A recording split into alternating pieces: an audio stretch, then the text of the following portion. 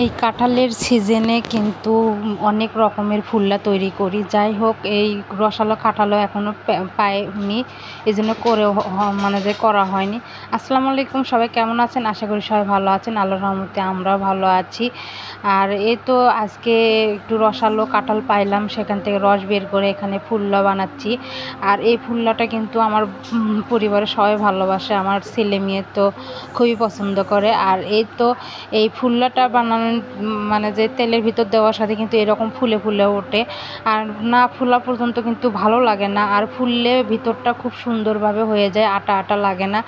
আর এই রেসিপিটি কিন্তু আমার চ্যানেলে আরও দেওয়া আছে, চাইলে আপনারা ঘুরে দেখে আসতে পারেন। আর আজকে পুরো রেসিপিটা দিলাম না, যেহেতু কারেন্ট ছিল না, গরম।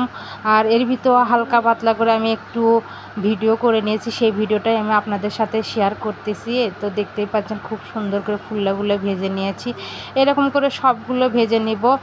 আর কাঁঠালের আরও রেসিপি আছে আমার চ্যানেলে দেওয়া, আর নতুন করে কিছু দিলাম না। যাই হোক, যেটুকুই রান্না করি আমি আপনাদের সাথে শেয়ার করি। আপনারা অবশ্যই আমার চ্যানেলটি সাবস্ক্রাইব করবেন এবং পেজে ফলো দিয়ে রাখবেন। আল্লাহ হাফেজ।